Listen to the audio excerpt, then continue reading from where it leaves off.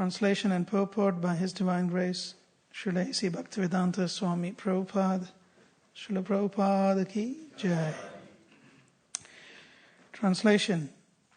The Lord's arms are the productive fields for the great demigods and other leaders of the living entities who protect the general mass. Purport.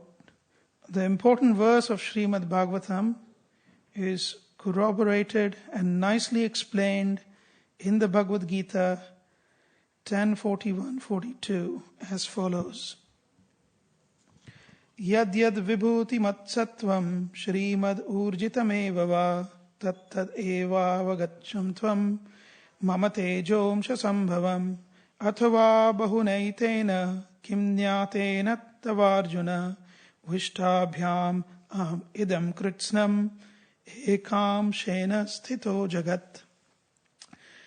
There are many powerful kings, leaders, learned scholars, scientists, artists, engineers, inventors, excavators, archaeologists, industrialists, politicians, economists, business magnates, and many more powerful deities or demigods like Brahma, Shiva, Indra, Chandra, Surya, Varuna, and Marut, who are all protecting the interest of the universal affairs of maintenance in different positions, and all of them are different powerful parts and parcels of the Supreme Lord. The Supreme Lord, Sri Krishna, is the father of all living entities who are placed in different high and low positions according to their desires or aspirations.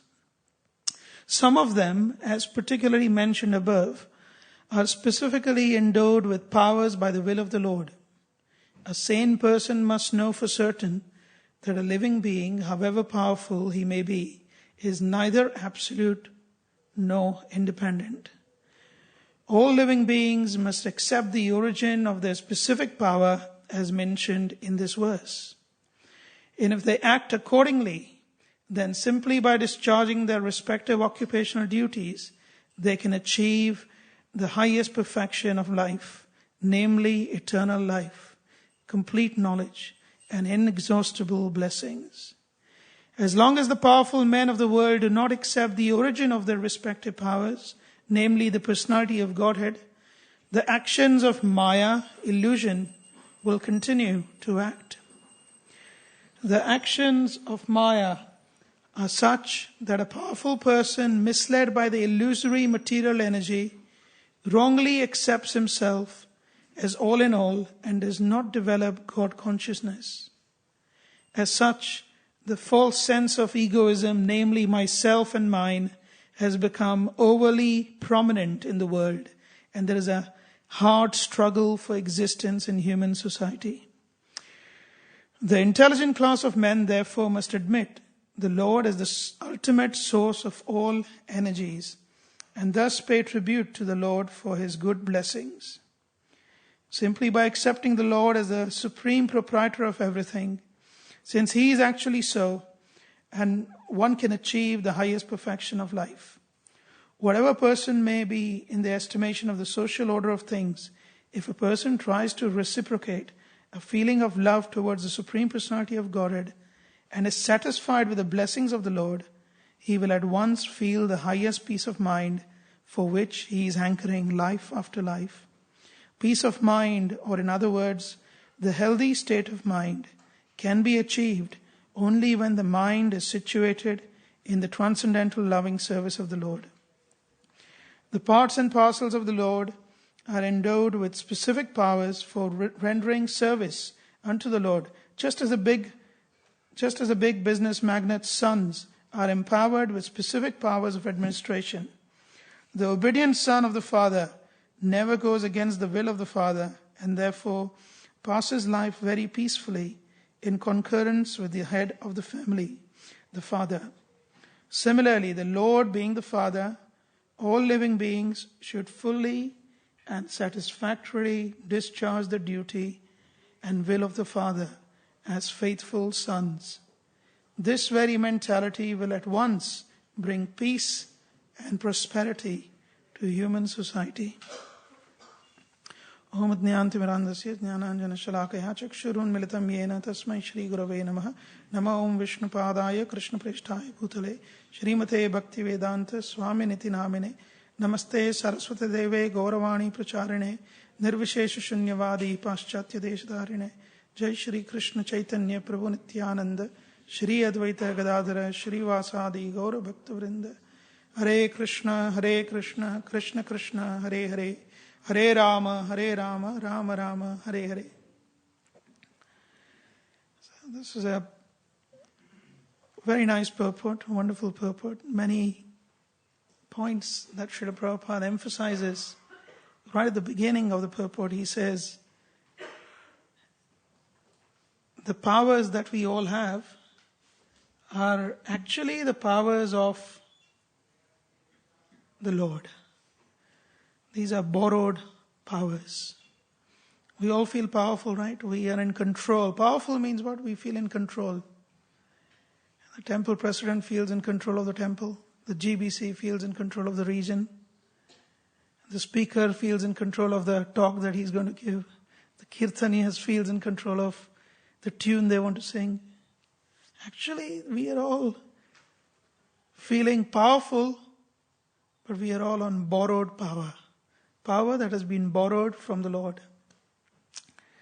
So that's one point he makes. And then Prabhupada quickly suggests that if we submit to the will of the Lord, then we can be peaceful and happy. So that is what he speaks essentially. Now, when I was looking at this verse early this morning, actually this verse is very appropriate for today's day, which is known as Nirjala Ekadashi or Bhima Ekadashi. And I'll tell you why. I'll try and connect the verse to that. So, Bahavo Lokapalanam. First of all, when you study Srimad Bhagavatam, the best way to study, there are many ways to study. One of the ways to study is to understand the Prakaranam, Adhyaya, and then the Shloka. Prakaranam means the context. What is the context of this particular topic? And then the chapter. What is the context of the chapter? And then the verse. So this particular canto, second canto of Bhagavatam, the first canto of Bhagavatam speaks about adhikaris, or who is eligible to study Srimad Bhagavatam. That's the topic of the first canto broadly. So you have three categories that have been mentioned. Okay, we are on the second canto, so we'll skip that. Second canto talks about the sadhana, or the means of attaining perfection.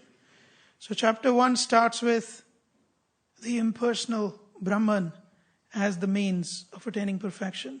Chapter 2 says, well, actually Paramatma feature is a superior meditation. Chapter 3 says the Bhagavan feature of the Lord is, or the personal feature of the Lord, which can be served by devotional service, is the main sort of primary understanding of devotion. So that's the first three chapters. Then, if you talk about the Supreme Personality of Godhead, you then talk about the creation. So chapter 4 talks about the process of creation. Chapter 5 talks about who is actually the cause of this beautiful cosmic creation, cause of all causes. And chapter 6, well, this might be just your opinion that the Lord is the cause of all causes. Are there any pramanas? Are there any proofs? So chapter 6 discusses the Purusha Sukta. So that's where we have this verse in chapter 6 discussing the Purusha Sukta. Purusha Sukta is from the Rig Veda, the 10th mandala, chapter 90. So that's the Purusha Sukta. Actually, it's not just Rig Veda, also in Sama Veda, same has been repeated. In Shukla Yajur Veda, the same Purusha Sukta has been repeated. But in Rig Veda, it is 24 verses. It's beautiful. So this chapter is a commentary on the Rig Veda. And Purusha Sukta, once 6th chapter deals with this Purusha Sukta. 7th chapter says, well, Purusha Sukta identifies the Lord as Vishvarupa. Who is Vishvarupa? The universal form. What is the quality of universal form? Huh? Temporary, yes. Huh? Imaginary, yes. It is temporary, it's imaginary. And the universal form has thousands of hands, thousands of feet, thousands of eyes. And each one of those are representing certain parts of the universe, either the planets or the different beings. So just like if you are working with the, say you're working with the MI5. The MI5 is also known as the arm of the UK government. Does the government have arms? But it's called as an arm of the UK government, the MI5, which is a secret services. So what is arm over there? It's allegorical. It's not. Similarly, the universal form and everything that has been ascribed to the universal form is for the purpose of connecting everything to the Supreme Being. So that is Purusha Sukta, 6th chapter. So then the question is that the ultimate reality? Is that impersonal reality the ultimate reality? So the next chapter, chapter 7, says, no, there are many, many incarnations of the Lord. So all the incarnations have been mentioned, chapter 7. And chapter 8 then talks about the question that Parikshit Maharaj asks. You spoke about Srimad Bhagavatam previously in first canto. He talked about, at the end of the first canto, he talked about Srimad Bhagavatam being the essence of all essence. So Parikshit Maharaj says, please talk to me about that, Srimad Bhagavatam.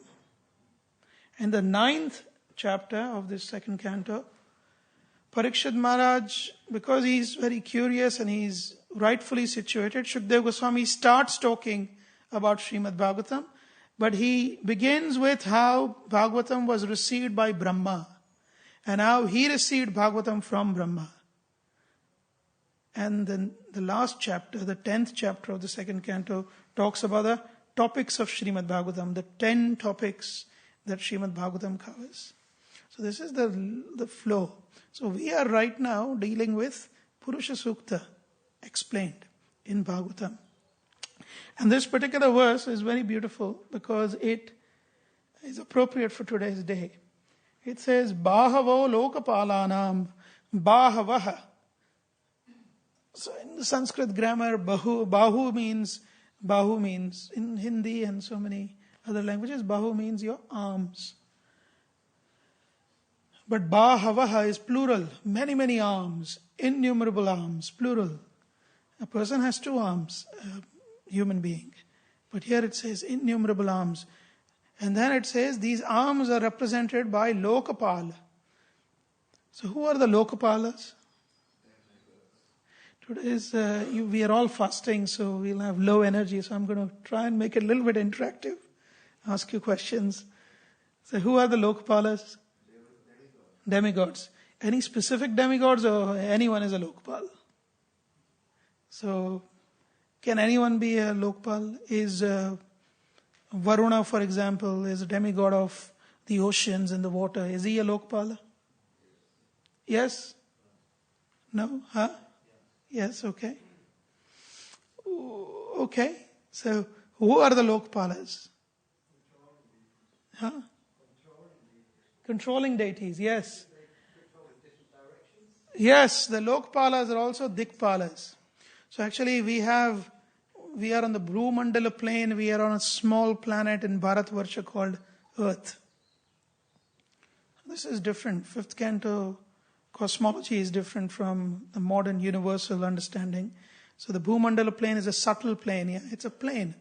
Right in the center of the Bhumandala plane is a upside down, or you can say, like you have this ice cream cone, that shaped mountain, and it's made of gold, and it's called Sumeru. On the top of that mountain is the holiday recreational place for the Dikpalas. When they want to go on holiday, they go there. One of the places occupied by Yamaraj also. So who are the Dikpalas? If you now go on top of Mount Meru, you will see right in the center is the big boy, big man, Lord Brahma. He has his palace on that holiday location on top of Meru. Brahma is in the middle. And on the east, you have, anyone knows the different directions the Lokpalas are? Actually, the whole Vastu Shastra and all this is based on this. So actually, we start with northeast. Northeast is Ishana. Ishana is an expansion of Lord Shiva. So when Lord Shiva wants to take some break, he goes there for holiday. It's their holiday resort. And then you come to east. East is Indra. So of course there is Amravati. Indra's city is known as Amravati, but he wants to go on holiday, he goes there as Lokpala. So in the east is Indra. And then you move further like this, southeast. Southeast is Agni. And then you go south. South is Yama. So even in the, from a Vastu point of view, they say southeast is Agni Sthana, so you should have the kitchen in the southeast. So like that that's how the Vastu Purush also works. Anyway, that's not what we're discussing. So south is Yama. Then you have southwest is Nirutti. Nirutti is considered to be a dark lord. When I told this to my daughter, she said there is some dark lord in some movie. She remembered that guy. She said, yeah, so that Nirutti, he is the one, he is the demigod who ascribes sins. There's a demigod for everything. Even for blinking, there is a demigod who helps you blink. If he's too pleased, you'll start blinking too much. If he's partially pleased, you're only blinking with one eye. That is very, people can get confused. What do you mean? So there is a demigod for everything. So for ascribing sins to you, yes, this is a sin. Nirutti does that job. So he's in southwest, which is considered to be the worst of all directions. And then you move west. West is Varuna, like Prabhuji mentioned. And then you go further. You go northwest. Northwest is Vayu. So remember this, Vayu. Remember him. And then you go north. That is Kubera. You see, Kubera hides all his wealth in the north, in the Himalayas and north. So north is Kubera. And then we come back to northeast, which is Ishana. So these are the 8 cardinal directions. And the 8 Dikpalas, who are Lokapalas, they are the Bahavaha. They are the arms. So they act on behalf of, they get their powers from the Supreme Lord. Bahavaha Lokapalana. Prayasha Kshema Karmanam. Generally speaking, Prayasha means generally speaking, Kshema Karmanam. They are making sure everything goes on in order. Why generally speaking? Because sometimes they also go on holiday. Actually, Yamraj goes on holiday. Yamraj is in south. His holiday home is there. He goes on holiday. When he goes on holiday, everyone in the Pitriloka, they get relief. So all those who are punished, they get relief and they are able to take some rest. All the Yamadutas also go and take holiday. Because master is not there, the servants also enjoy, right? When the cat is not around, the mice will run around, right? So these all, and Prabhupada also mentioned here, Brahma, Shiva, Indra, Chandra, Surya, Varuna, Marut, all of them, they get their powers from the Supreme Lord. Now, what is the purpose of the entire Purusha Sukta discussion? The purpose is this, and this is the only slightly important philosophical discussion I want to do today, and then I'll tell you some pastimes. But this is very important. Why this section? What is the importance to us as Gaudiya Vaishnavas about this section? The importance to us Gaudiya Vaishnavas is that we consider the Supreme Lord to be both the material cause and the effective cause of the creation. So these words may be a little bit confusing. So I'll give you an example. If you make a pot, who made the pot? So you might say, potter, very good. And can the potter just make, I'm a potter, can I just make a pot? From air, can I make a pot? You need the clay, right? So did clay make the pot or did the potter make the pot? What do you think? The potter made the pot. So the potter is important, the clay is not important? Both are important, yeah? So the material cause and the effective cause, both are important. The potter and the the clay, both are important for the for the pot to be made, for the clay to be transformed into pot. This is what we as Gaudiya Vaishnavas accept. In simple words, Gaudiya Vaishnavas, we firmly accept that the Lord is real and His creation is also real. The clay is real and the pot that is made from clay is also real. This is called as Parinamavad. You should remember this. Parinamavad. This is the basis of Vaishnava philosophy. Parinam means transformation. But then there's a problem in that statement.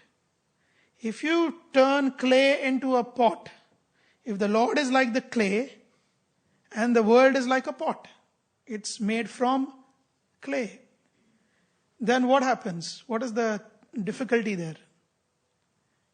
If you take a lump of clay, make it into a pot, does the clay exist? Well, it exists, but it doesn't exist, at the same time, isn't it? Because it's now into a... So, the argument of the opposition party is, your argument, your philosophy, Vaishnavas, is very foolish, because you are saying the Lord is the cause of both the material world and He Himself is both effective and material cause, means He also provides the material and He also becomes. So the problem is, if the clay is made into a pot, the clay ceases to exist. So your philosophy is not right. That's the argument. So what is their proposition? Their proposition is this. The cause is real, God is real, but the creation is imaginary. The world is imaginary. It's illusion. God is real, the world is illusion. So then the Vaishnavas ask, how do you say that? We gave you the example of clay and pot. What is your example? So they say, this imagination is known as Vivarta in Sanskrit. So Vivartavad is the philosophy of the Mayavadis, of Adi Shankaracharya. Vivartavad. So they say the world is illusion. Only Brahman is real. Brahma Satya, Jagan Mithya. This is the dictum that Shankaracharya gave. What is their explanation? They say, just like you dream. You are a person who goes to sleep and you dream. You dreamt. Dream was an illusion. In the dream you might have seen a tiger chasing you. It's just an illusion. Or just like when you look at a rope and you think it's a snake because it's dark, you think it's a snake. That's an illusion. Similarly, the rope, it's a rope, it's not a snake, but you think it's a snake. It's an illusion. This is their argument. So the Vaishnavas say, well, here is our response. Number one, you said the clay gets converted into a pot, so clay ceases to exist. I give you a lump of clay, tell you make a pot out of it. You made a pot out of it, clay ceased to exist. So the Vaishnavas say, no, this was just your way of understanding.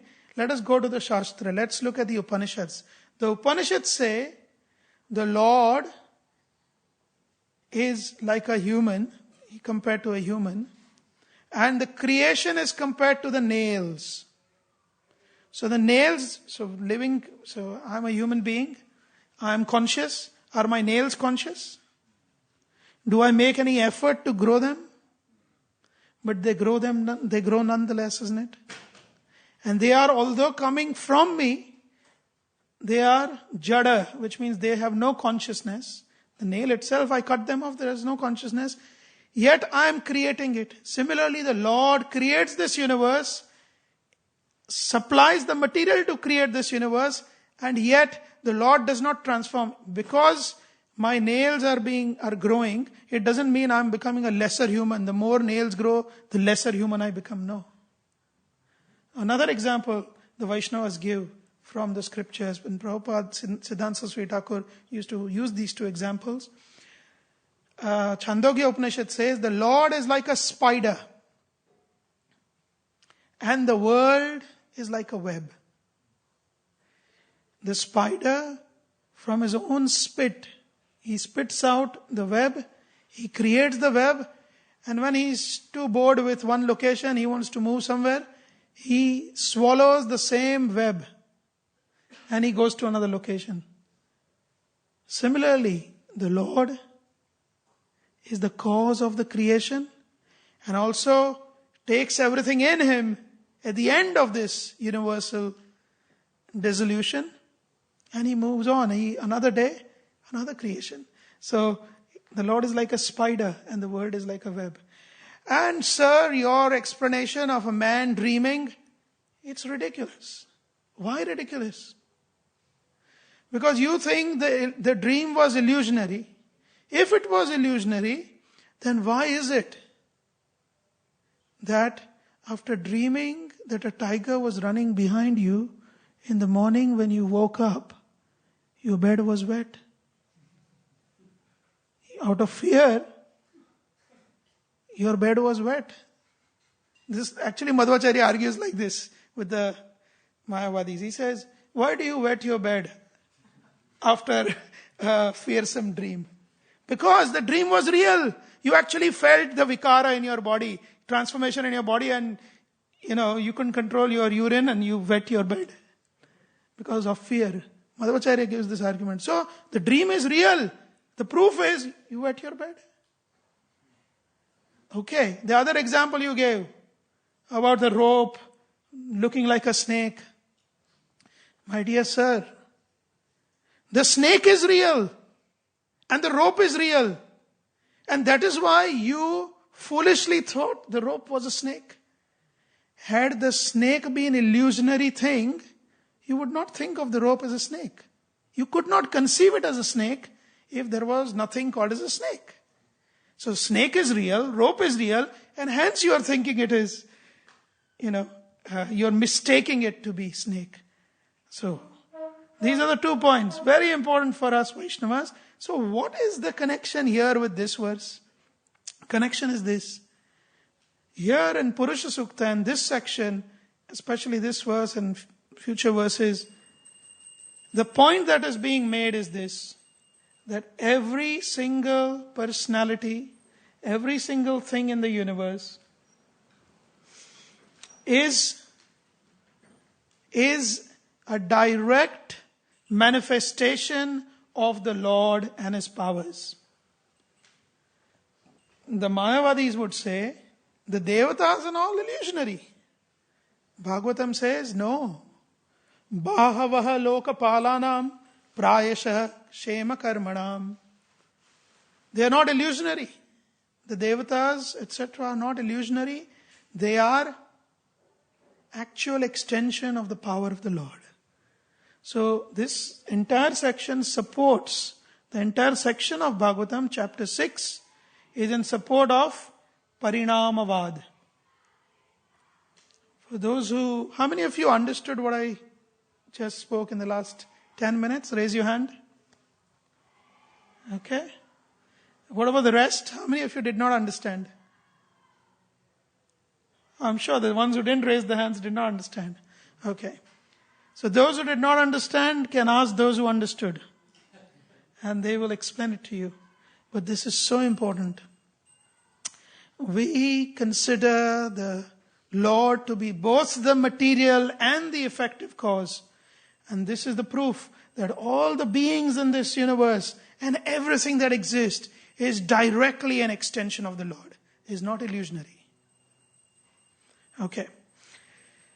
Now, having got that most difficult part of my session out of the way, question. So, we are saying Lokpalas are many. Who is the most powerful amongst the demigods? Who is the most powerful? Lord Shiva. Okay. Now, demigods meaning I'm referring to the Lokpalas, yeah? So amongst these, who is the most powerful? So Ishana is also there. Lord Shiva is there in the northeast direction. You have Lord Shiva. Huh? Indra is the most powerful. Yamaraj is the most powerful. Huh? Brahma is the most powerful, yes. Not powerful in terms of strength, but powerful in terms of the very being, the most important of the Lokpalas, of the demigods. Huh? Vayu. So in Brihadaranyaka Upanishad, there is a beautiful pastime. There is a mention of all the demigods. There are various demigods that control the body, right? So all the demigods, they once come together and they say, well, who is the most important amongst us? So everyone says, well, we all have some degree of importance. So let's see. So they go to a living entity, a living being, a human being. And then each of the demigod stops functioning one by one. So the sun is the right eye, the moon is the left eye. So the sun stops functioning and the person becomes blind. But he's still living. The moon helps with the mind. The moon stops blessing that person, but the person still lives. And everyone does that. Agni is that which helps digestion and, regulates the temperature of the body. Agni leaves the body of that person, the person still lives. And all the demigods, they are still, and when Agni leaves that person's body, Agni also leaves the body of those demigods, just to make them feel how it feels without Agni. So then Indra says, oh, I am in charge of the arms and the feet, mainly the arms. So I will leave, and the person can't move. So Indra leaves and the person becomes paralyzed. But he still lives. And finally Vayu, he says, okay, now it's my turn. Let me leave the body. Prana leaves and all the demigods feel, oh, you don't go. If you go, finished. So Prana is the most important. Who is the most important demigod? Most important is Vayu. And so if you read the Upanishads, Prashna Upanishad, where Uddalaka is asking question, who is the most important amongst all demigods? The answer is given, Prana it is. And Prana is directly coming from the Supreme Lord. He is the best of the Lord's servant. Prana or Vayu. So Vayu is the most important demigod, according to the Upanishads. And this Vayu, in not only Prashna Upanishad, but also Chandogya Upanishad, it is mentioned Vayu is the most important of demigods, and he is the most powerful, because without him, everything ceases to exist. So, what is prana? What does prana mean? We have one Prana Bandhu Prabhu. But what does prana literally mean? Huh? Life airs. So how many life airs do we have? 5. Okay. So 9. Okay. The main 5 airs, pranas are 5. Pancha pranaha, it is mentioned in the Shastra, Bhagavatam also. Pancha pranaha, 5 pranas. What are they? Anyone knows? Prana. Prana means the air that your lungs and your diaphragm, when you breathe in, your diaphragm becomes big. That is prana. That regulates the heartbeat. That is prana. So the last thing that leaves your body when you die is prana. Pra plus ana. Ana means air. Ana means life. Prana means that which gives life. Actually, in Latin, there is a word, animos, ani, that comes from Sanskrit ana, which means to give life. From which you have many words like animal, animosity, animation. All of these words are from ana, same root in Sanskrit. So prana is one. Next is apana. Apana means the air that goes out, down, below. So when you evacuate, I was with Brahmavadi. A Brahmavadi means he thinks Brahman is everything. The goal of life is to merge into Brahman. And I was with him discussing.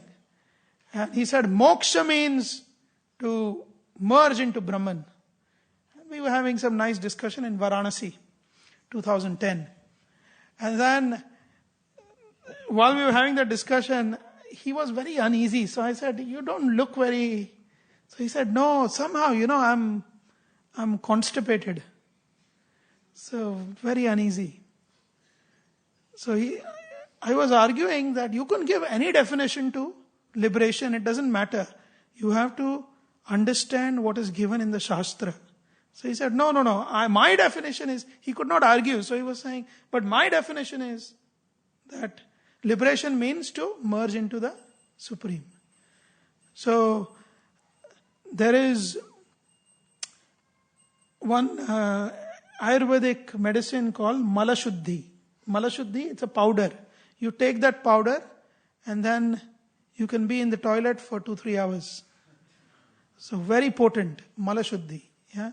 So I got from local market, I got that powder. I said, please take this. And he took it and immediately he went. And he came back. And I said, how was your moksha? So he said, what do you mean? I said, for me, the definition of moksha is when a constipated person evacuates. He feels moksha. Because he was arguing in such a stupid way. I said, for me that is moksha. So you just realized moksha. When you have to give the same medicine to the person to help them understand. So evacuation also, air comes out, right? When you evacuate, there's a push, that is apana vayu. So prana vayu, apana vayu. Next is vyana vayu. The air or the prana or we have a doctor here, GP. So he'll tell us that oxygen has to reach every part of your body. If it doesn't reach the brain and the brain cells die, you get paralyzed. Is that right? Or you could potentially get into a coma and complications. So the air that actually supplies oxygen to every cell is vyana. So prana, apana, vyana, then udana. Yes, udana. Udana means the air that pushes out from up. So udana air is what helps us speak. When I'm speaking, there is air coming out. And finally, samana. Samana vayu is the most important. It is the vayu that regulates, it's around the navel, that regulates digestion. 5 pranas. Now, we had an acharya, very important acharya. His name was Madhvacharya, we all know. Madhvacharya. Madhvacharya, who was Madhvacharya? He was incarnation of Vayu. Actually, there is one very nice pastime. He used to worship Udupi Krishna. And while worshipping Udupi Krishna, after nobody could enter Udupi Krishna when he was worshipping, and when the Naivedya was offered, when the Bhoga was offered, after the offering he would ring the bell. And after ringing the bell, his Madhvacharya's main personal secretary, his name was Trivikrama Panditacharya. He could enter inside. So one day Madhvacharya was inside and he did not ring the bell. And that day was today's day on Nirjala Ekadashi. He did not ring the bell. So Trivikrama Panditacharya thought, well, why is he not ringing the bell? Is everything okay with Acharya? So to check, he entered inside. And when he entered inside, he saw three personalities. He saw a huge monkey, Hanuman, worshipping Ramachandra. He saw a huge person with a big mace, Gada, Bhima, worshipping Lord Krishna, Udupi Krishna. And he saw Vayu in the form of Madhvacharya worshipping all of them. And as soon as he entered and saw them and being stunned, all these personalities, Vayu, Bhima, Hanuman, they all entered into the personality of Madhvacharya. So Madhvacharya was not different from these three. Who is the son of Vayu? Hanuman. Also, from Kunti, the son of Vayu is Bhima. Who is the most powerful deity amongst Lokpalas? Vayu.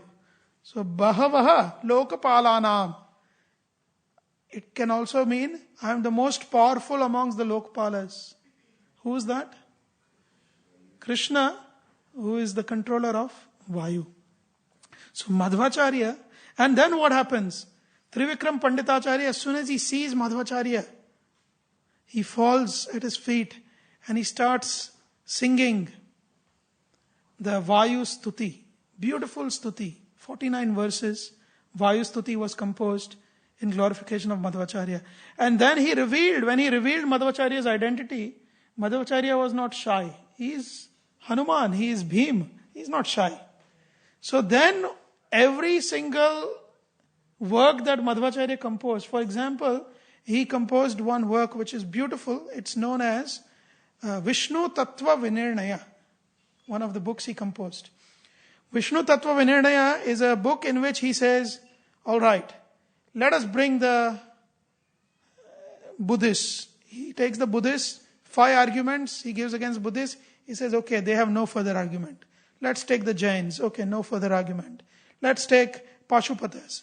These arguments, okay, no further argument. Let's take the Karmis. Let's take the atheist. And then he devotes about 120 arguments for the Mayavadis. He says, okay, so I have completely crushed the Mayavadis. I have proved that every single Mayavadi will go to hell. And I have also wasted my time by writing so many points in argument. I don't think the reader are interested to waste their time any further, so I'll stop the argument here. Can you imagine? You defeat someone and then you say, actually it's been a waste of time. There are so many arguments, it's just a waste of time. I'll stop here because I don't have much time. You just completely, and then at the end he says, this book is composed by the self-same personality who is glorified in the Upanishads as Mukhya Prana, who is the same personality as Hanuman, who is the same personality as Bhima, who has now appeared as this Madhvacharya. He himself signs. Can you imagine? Bold, isn't it? Bold personality. So there's Madhvacharya, Vayu. So, Bhima was not an ordinary person. He is Mukhya Prana. He is the best amongst devotees. Certain facts about Bhima. We are actually followers of Bhima. If you think we are Madhva, Gaudiya Madhva Sampradaya in that sense. And Bhima, if you read the entire Mahabharata, you do find Arjuna questioning Krishna. You find even Yudhishthir questioning Krishna. Even Srimad Bhagavatam first canto, you have Yudhishthir querying, Krishna, what, just for my own pleasure, I have killed so many soldiers in Kurukshetra. Did I do the right thing? Even though Krishna had asked him to do it, he's querying, he's confused. Arjuna, we know, on the battlefield is confused. There is one personality who is never confused in the entire Mahabharata. That is Bhima. He's never confused. Krishna says, fight. He says, yes, I'm ready. How many Akshauni Senas were there, do you know? How many? 7 and 11. Who said that? Yes, perfect. Correct answer. Whose were 7, whose were 11?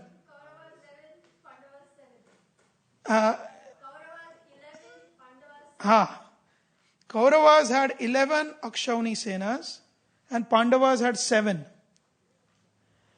Do you know how many warriors were needed to finish? So 11, right? They had 11 Akshauni Senas, the Kauravas. How many warriors were needed to finish more than half? What is more than half of 11? 6, right? So more than half. So you can imagine half of the army is fighting with the other half. And 6 Akshauni Senas were killed by how many warriors? 1 warrior. Bhima. He killed 6 Akshauni Senas. It is also mentioned that the way he killed 6 Akshauni Senas, on day 1, when everyone blew their conch shell, the last person to blow the conch shell was Bhima. And his conch shell was known as Poundra. Poundra literally means fearsome. So he blows his conch shell. His conch shell is the size of 11 elephants. That's the size of a conch shell. He blows that conch shell. And after blowing the conch shell, 1 Akshauni Sena, that is about 500,000 people, with their elephants and horses, they all have a heart attack and they die. So he began with just blowing its conch shell and they were finished. This is how he was. Also, do you know who killed the Kauravas? Who killed the Kauravas? Now you know I'm talking about Bhima. But every single Kaurava, including Duryodhana, was killed by Bhima. And Krishna told Yudhishthir, amongst you there is only one who can kill the Kauravas, because he is the one who never challenges me. And that is Bhima. So Bhima killed every single Kaurava. In fact, when he killed Dushasana, Madhvacharya has written Mahabharat Tatparya Nirnaya, another book, in which he says that after killing Dushasana, the brother of Duryodhana, Mukhya Prana or Bhima was so angered because Dushasana was the one who told Draupadi, oh, you are now our property. Come and sit on my lap. He told Draupadi. So Bhima said, oh, this Dushasana, because he carried that anger in his heart. After killing Dushasana, like you have a carrot you remove from the ground and then the top bit of the carrot we don't eat. The cows can eat, but we don't eat. So we just break it, right? The top. So similarly, he took Dushasana, he broke that head off, the top. He took the body of Dushasana. In his palms, he took his blood and he said the stuti, Manyu stuti, which is in Rig Veda. Again, 10th mandala, I think chapter 84, 85, something like that. Manyu stuti. Manyu means anger. Anger stuti, which is written in Rig Veda for Lord Narsingha. And with anger, with blood, he offered the blood to Lord Narsingha and he remembered Lord Narsingha. This is mentioned. So this is Bhima. Also, right from birth. So, when you have children, sometimes you can't look after all of them. Kunti Maharani was alone. She had 5 to look after. 2 of Madri and 3 of her own. So, When Bhima once wanted to sit on the lap of Kunti Maharani, he was only 1.5-year-old or 2-year-old. He sat on the lap of Kunti Maharani, and for some reason, Kunti Maharani was feeling, well, you have to get off, Bhima. But Bhima wanted to be with his mother. So she said, okay, now you please get off, and just gently nudged him. And Bhima fell. And they were on top of a mountain, which is called as Shringa mountain. Shringa means a pointed mountain. They were there on the top of the mountain. And when Bhima fell, he was upset, and he fell with such strength that the mountain broke into 100 peaks. So it is known as Shatashringa mountain, 100 peak mountain. It is even there today. 100 peaks. This is his glory. Very powerful personality. And someone who... So in Brahma Vaivarta Purana, and I will finish with this. In Brahma Vaivarta Purana, there is a mention that the same Bhima, he wants to please Krishna always. So he once approaches Vyasadeva and he says, I have only one question. How do I please Krishna? And what austerities do I perform to, please Krishna? So Brahma gives the whole episode of how Ekadashi appeared. Does anyone know how Ekadashi appeared? So once it is said that Lord Narayan, he was, recently it was in the news that this prince, who's the son of Prince Charles, the elder son? William. So this Prince William, he was, outside of these supermarkets, they sell this big issue magazine. Those who are homeless, they sell that magazine and make a living. So this Prince William, he disguised as a big issue seller, and he was selling in Westminster just last week. And a few people spotted him. So there was something in the news like that. So similarly, Narayan, he disguised as an ordinary person, and he entered Yamlok once to check out how Yamlok is functioning. Sometimes, rulers do that. So he went, and he saw that everyone was miserable. So much misery, so much pain. Everyone was crying and howling. And Narayan was feeling very, very aggrieved by that. So he said that I want to see Yamraj. So the Yamaduta said, hey, you stand there. When your turn comes, you will see Yamraj. Nobody can demand seeing Yamraj. Where you came from? Who brought you? Where's your escort? Because everyone is escorted with two Yamadutas. He said, where are your escorts gone? Have they gone for a drink or to take rest or what? So this Lord Narayan said, no, I have to see Yamraj. Tell him that Narayan is here. Lord Narayan is here. He says, Lakshmipati Narayan. This husband of Lakshmi Narayan is here. So the Yamadutas say, whoever that is, okay, I will go and tell. So they tell Yamraj, and Ramiraj does not come. So Narayan feels very, very, it's strange. So he goes and he sees Yamraj is so busy. And Yamraj says, my dear Lord, you have given me the instruction. To follow your instruction is more important than having your audience. And hence, I am, like when some great personality comes, when a guru visits or someone visits, we want to be like bumblebees. We want to just surround that person and make ourselves known. Yeah, just hang around. What's more important is to follow the instruction. Much more than hanging around. So Yamraj says, I'm following your instruction. My dear Lord, please forgive me. I don't have time to even look at you. Although you are right here. So Narayan says, okay, I will ease your pain. I will create this special day called Ekadashi.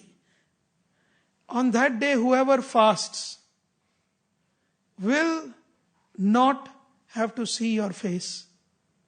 They will have a direct bypass route to the higher planets in the material world or to Vaikuntha, depending on whether they are devotee or not. If they are a non-devotee doing Ekadashi, as a non-Vaishnava, doing Ekadashi, they will go to higher planets. If they are a Vaishnava doing Ekadashi, they just go to Vaikuntha, bypass you completely. So then Yamraj says, thank you, my Lord. So this Vyasadeva tells Bhim, that is why Ekadashi is so important. You know, Mahaprabhu told his mother, Sachi Mata, you are not my mother. You are not a devotee. You are a nobody because you don't follow Ekadashi. Mother Sachi, she started following Ekadashi after that episode. So dear is Ekadashi. So actually Ekadashi is known as Hari Vasaraha. Vasaraha means day. Hari means the day of Hari. Because this is the day when Lord Hari is super pleased. So when Bhima heard all this, he said, well, the problem is, I am Mukhya Prana. And there are 5 parts of Mukhya Prana. One part is Samana Vayu. Samana Vayu means the digestion, fire of digestion. So I cannot, I'm talking about that today, but I cannot live without eating. So what do you do? So, I have a question for you. If I want to check your strength, how strong you are, I'll give you one small book, one medium-sized book, one big book, and then one mega encyclopedic book. And I tell you, lift with your left arm, lift to check how strong you are. Okay? What is the best way for me to do? If you are really confident that you can actually do the best of the best, then you will just lift the encyclopedia directly, right? Do you then have to lift all the other small books to prove your strength? Suppose you say, I tell you, I can lift this Bhagavatam. Do I have to lift the paper also and say, I can lift the paper also? You don't have to. When you do the big thing, then you don't need to do the small thing. So Bhima argues this with Vyasadeva. He says, Vyasadeva, you are telling me to do 25 Ekadashis. And that too you are saying you eat only fruits and vegetables. Or better, not eat anything. I can't do this. It's against my nature. So, Vyasadeva says, no, well, it has to be done. Then Bhima argues like this. He says, if I prove that I can do the most difficult, then automatically I should be given the benefit for doing the easy ones. So Vedvyas says, yes, that is true. So then Vedvyas thinks, what is the most difficult? So amongst all the months in India, in the equatorial climate, the month of Grishma, there are 6 Ritus, 6 seasons in India. The summer season is the most difficult to bear in India. And in the summer season, the month of Jyeshtha, which is this month, is most difficult. In fact, if you look at the historical records of India, the highest temperature recorded in India ever has always been in the month of Jyeshtha.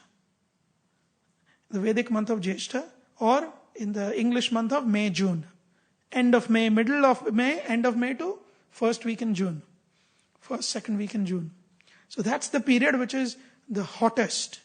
So, Vyasadeva said, with your logic, if you can do Nirjala Ekadashi on this particular Ekadashi in Jyeshtha, which comes in the Shukla Paksha, because in Krishna Paksha it is easier. So Shukla Paksha, Ekadashi in the month of Jyeshtha, if you can do Nirjala on that day, then you get benefit of all the Ekadashis. And Bhishma says, yes. Anyway, I like to do big things. So he says, yes, I will do it. But I want another boon. That not only me, anyone in the 3 worlds who does fast on this Ekadashi should become dear to Lord Hari. And Vyasadeva says, yes, that is the boon. So anyone who does Nirjala. Now there are only 2 options in that. 2 vikalpas, 2 optionalities in that. On this Ekadashi, you can have 1 mustard seed drop of achmana, if you are doing worship, that is allowed. But more than one mustard seed, then Skanda Puran says it is like drinking wine. Something like that. So they have these kind of extreme. But the idea is you avoid it, but if you have to, just take very little. That's the idea. And the other thing is you can take Charnamrit, but not like a full jar of Charnamrit. But you have to take Charnamrit, which can fit, Skanda Puran says, in your palm in the shape of a cow's ear. So that's how you take Charnamrit, in this shape, because the Shastra says it's like in the shape of a cow's ear. The cow's ear is like this. You can go and visit the Goshala and see. They have ears like this. So this is how much Charnamrit you should take. That's maximum you can take. Acceptable it is. Shastra accepts that. And then he gave the details of how the fast is to be done until the following morning sunrise. From the sunrise on Ekadashi, the previous night has to be a Jagran all night. The night of Ekadashi has to be all night Jagran and just chanting the names of Hari and hearing the Katha of the Lord. No breakfast prasadam. So this is what is discussed. And Bhima does that. And he really becomes dear to Lord Hari. So, special personality amongst all the Lokpalas, very relevant verse for today. I was meditating on it last night, and this morning it came that actually amongst the Lokpalas, Vayu is the most important. And today is the day of Vayu Bhima. And because of him, and even Duryodhan, if you read Bhagavad Gita, Duryodhan does not mention, he is not fearful of anyone else. He says, Atrashura Maheshwasa. Here many great personalities have gathered. Bhima Arjuna Samayudhi. Like Bhima and Arjuna. He considers Arjuna always second. Bhima he is really scared of. And even other words, like chapter 1, verse 10, he says, Paryaptam Twadam Etesham. The Pandavas' army, Etesham, Chamu Paryaptam, is limited. Because Balam Bhima Abhirakshitam. Because their strength is mainly in Bhima. Bhima is powerful. And of course, Bhima Karma Vrukodara, Bhagavad Gita mentions how he is Vrukodara. He is a voracious eater and a voracious fighter. So, the idea is this. If we can give up something for the pleasure of the Lord, let us give up that which is most difficult to give up.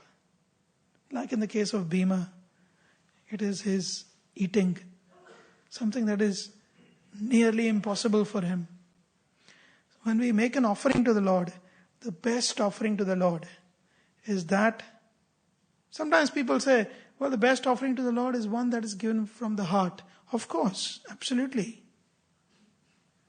But from the heart, everything should be given from the heart. But that offering, that is the most difficult for us to give. So today is also a day for forming new habits. Today is also the day for praying for all those people in our life who needs to be connected to the Lord. These are the 3 blessings. One who follows Nirjala Ekadashi becomes dear to Lord Hari, like Bhima did. Second thing, you remember? What are the 3 things? I just mentioned, huh? Yes. Today is the day when you pray to connect your near and dear ones to the Lord. The Lord has given this special blessing that today if you pray, then they will be connected. Even it could be our children, family members, friends, relatives who are maybe not rightly situated. We want to connect them deeper. Today is the day. And third, today is the day to form new habits. And actually there is science behind it. The mind today is the most out of control in one sense, but if you have the willpower, today is the day the mind is completely subdued. Yeah, you can keep saying, drink, have gulab jamun, have rasgulla. Well, I think of that all the time. But today I will not. Thank you, mind. I will not. So today the mind, whatever you tell him, he's your servant today. Today he is fully subdued. So it's a day for forming good habits. These 3 blessings are given on this day. So let's pray to Bhima and to the Lord to give us the strength to go deeper into our devotional commitments. Okay, thank you very much. Srila Prabhupada ki jai. Any questions, comments or corrections? Quick ones. Yes? Is it true that you only get the results of the Ekadashi if you take the Sankalpa? That you go in front of the Lord and you actually... Oh, nice question. Yeah, I'll repeat it. My question is if it's true that you only get the results of an Ekadashi if you take the Sankalpa, you go in front of the Lord and you take a vow to actually fast. Yes. It is mentioned in many places that not just Ekadashi, but for anything that we do, if it is done as a sankalpa, only then it becomes fructified. Even if you give a donation, for example. And that is why previously they would put a drop of water in the hand and say Om Tat Sat. And it becomes sankalpa and then the donation actually counts. Otherwise it's not a donation. This is the technicality that Shukracharya uses to tell Bali Maharaj, this little Brahmana boy, this Vatu means little boy, he came and asked you for 3 steps of land, and you being a graceful, large-hearted king, you gave him the land for 3 steps, and look, I told you he was Vishnu, and look, he's claimed everything, but not much is lost. You know why? Because when you gave him the land, you forgot to do the sankalpa. You forgot to put the drop of water in your hand and say, Om, I will give you the land. Because you've forgotten to do the sankalpa, you can claim it back. You still have a chance. Shukracharya actually says, Bhagavatam says, he tells Bali Maharaj. Bali Maharaj says, go away. I have given it to the Lord. What is Lord's? What can I actually give him? There is a beautiful pastime. Actually, after giving 2 steps, the third, Bali Maharaj says, put that step, my Lord, 3rd step on my head. And Bali Maharaj's wife starts laughing hysterically. Everyone is wondering what's going on with this lady. So the ladies, sometimes they can laugh in occasions we don't understand. So he's laughing hysterically. And then she says, pointing to her husband, just see, look at this idiot. He's thinking this is my head. Even while offering his head, his minus is not going. He says, my Lord, please, 3rd step, put it on my head.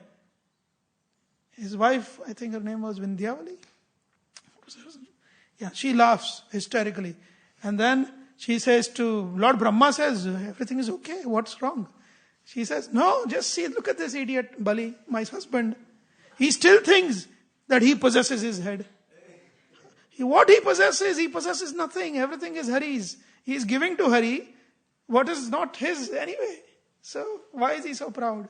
So these are some subtleties. Point is this, Om and Sankalpa. Now we don't do this amongst devotee community. We don't go around saying Om and doing Sankalpa. However, Bhaktivinoda Thakur says this. So listen carefully.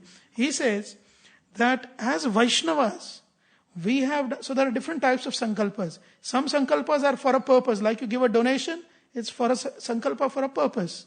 But then there are certain sankalpas which are nitya sankalpa. Nitya sankalpa means, for my duration of my life, I take this sankalpa. Sankalpa in simple words means a self-committed, conscious vow. 4 words. Meditate on it. Very important. A self, not somebody is telling you, hey, Prabhu, Lalit Prabhu, you have to do Ekadashi. Arey bhai, why Lalit Prabhu should do Ekadashi? So he needs to committed. It has to be committed. And then committed in what ways? Conscious. Yeah. And it's a vow. Means you cannot not follow it. So that is Sankalpa. And for devotees, Bhaktivinoda Thakur says, as Gaudiya Vaishnavas, our Nitya Sankalpa, the day you took initiation, with your initiation vow, all these things were there. It was part of your initiation vow, etc. Not everything is mentioned. And he gives, there is another Acharya now, it's not coming to my mind. He gives the example that if you invite somebody from a family, you just invite the head of the family, isn't it? The most important person. You say, Mr. Agarwal. So if I want to invite Sulabh Agarwal, I say, Mr. Agarwal and family. Then I don't say, oh, Sulabh and Aparna and Vrinda and Vanya and Keshav and. No, I don't do that. I just say, Agarwal family. Similarly, when we take the vow in front of the deities, in front of Agni, in front of the Vaishnavas, in front of our Guru, these four personalities, we only speak the mukhya, the most important part.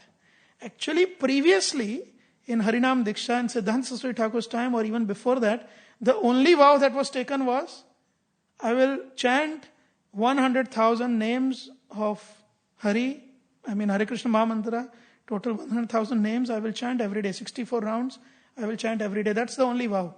The four regulative principles Prabhupada added because he said this is important.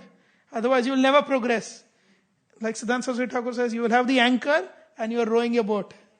So the Prabhupada added these four. But this includes the Nitya Sankalpa of Ekadashi. So for us, it's Nitya Sankalpa. So we don't need to every Ekadashi go and tell the Lord, I'm going to do Sankalpa. If this is the understanding, then we don't need to do that. Any other one more question, comment, corrections, anything?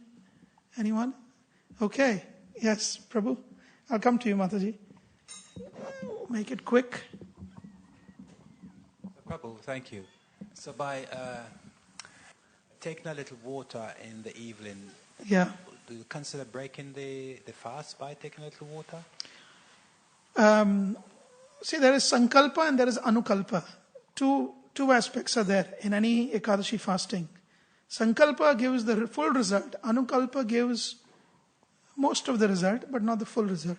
So Anukalpa means you follow with certain allowances. And the allowances, you can have water.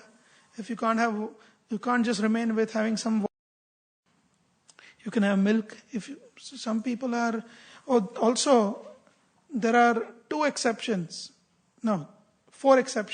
according to Hari Bhakti Vilas. For this, not just this Ekadashi, but every Ekadashi. Children under 8-year-old, they are exempted from Ekadashi. Women who are pregnant and unwell, so it has to be 2 conditions, yeah? Not pregnant and healthy and enjoying, but pregnant and unwell, they can break the fast. Those who are having, a lifestyle disease or some disease that needs medicine regularly, blood pressure, diabetes, cancer, whatever. So disease, you can take your medicine. You're not breaking the fast. And those who are above 80 years old, 80. So these are the cutoff, 8 and 80. Over 80 years old, you don't need to follow Ekadashi. You will not get the sin of not following Ekadashi, or you will not be considered to be. These 4, pregnant women who are unwell, in brackets, unwell, those who are under 8, those who are over 80, and those who take medicine. Others should do Ekadashi. And then within Ekadashi there is Anukalpa and Sankalpa. Anukalpa means lowest is you are eating nice Ekadashi pizza and when we go to Vrindavan, Ekadashi is like one of the days you look forward to. You get Ekadashi in. Have you been to MVT ever? Oh, nice. MVT restaurant is nice. You get pasta, pizza, everything. But it's Ekadashi, suitable. So that is the lowest of it. The higher is, I will only have certain vegetables boiled, higher is only fruits, higher is only milk, higher is only water. So like that. And the result is, ye yatha mam prapadyante tams tathaiva bhajamyaham. To the degree we surrender, to that degree the Lord reciprocates. So, one final question, no more questions. Yes, Mataji, go ahead. Thank you, Prabhu, for this really powerful class. I appreciate the breadth and the depth with which you have spoken. I have a question about this Charanamritam that you mentioned. I have only read that 3 drops of Charanamritam are acceptable. But you mentioned calf's ear or something like that? Calf's Oh no, that's cow's ear. just how it is taken like that. That's the shape of the palm to accept Charanamrita. So where is this reference? Because For the shape of the palm, Skanda Purana. Achha, okay. Yeah. In Ekadashi Mahatmya, it's mentioned. What else is the question? No, I was just wondering because when you say that shape, it's significantly more than 3 drops of Charanamritam. The 3 drops of Charanamrita, that reference is there in Padma Purana and Vishnu Purana of the 3 drops signifying you can rise above the 3 worlds. That is how powerful Charanamrita is. But personally, even in Hari Bhakti Vilas, Sanatana Goswami doesn't say you should only restrict yourself to 3 drops. It's not, it could be minimum, but it's not a restrictive order, like homeopathic medicine. They tell you take 5 little pills. A person like me who likes sweets, I take 50 at a time. So it's okay. But just because it's nice, sugary little balls. But Charanamrit, you can have a jar full if that is your capacity. Every time they have Abhishek in the temple, like Narsingha Chaturdashi, No, I'm speaking specifically on this Ekadashi. Oh, Ekadashi, not 3 drops, no. Ekadashi, you are just taking Charanamrit, just what fills here, and drinking once, that's all. That is mentioned. But otherwise, 3 drops are mentioned. That's why in traditional temples, if you go to Vrindavan or some places in India, you will see devotees, they come up and, even our ISKCON devotees, they come up and in the queue is much slower. In our temple, the queue is quite quick. You take some and just sip and move on. But in some temples in India, you will see some traditional-minded people. They will come, they'll take 1 drop, they'll stand there. Give another, okay, stand there. 3rd drop, then they'll go. They do that. So, Prabhupada didn't go into all these things. See, the superior principle of always remembering Hari surpasses everything.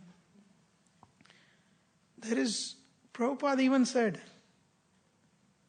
that eat to your belly's fill, on Ekadashi. Eat! But go out for preaching. Because Krishna says in the Bhagavad Gita, there is no one dear to me than one who transmits my message. Siddhanta Saraswati Thakur served fish with his own hands. He was preaching in Bangladesh and he was going around, Parivrajak he was going around, and there was a village where they advertised Bhagavad Saptaha, or not Saptaha but Bhagavad, I correct myself, not Saptaha but Bhagavata discourses. And nobody turned up. So Siddhanta Saraswati Thakur said, what happened? So they said, they are not coming because they are all fishermen and they go out to the sea to fish. Siddhanta Saraswati Thakur said, okay, no problem. You announce that tomorrow whoever attends the full Bhagavad discourse will be served fish and rice. And the devotees were surprised, what?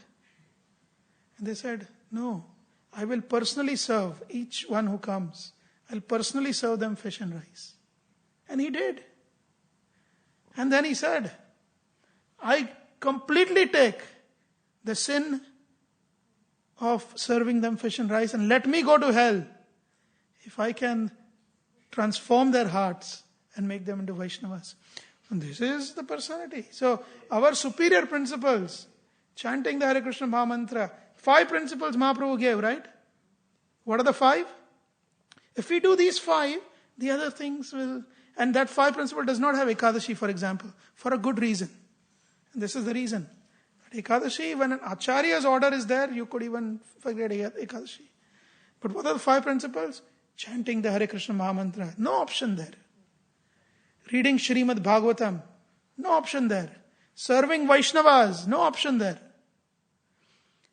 Visiting the Dham or residing in the Dham, serving the Dham and the Dhamvasis, no option there.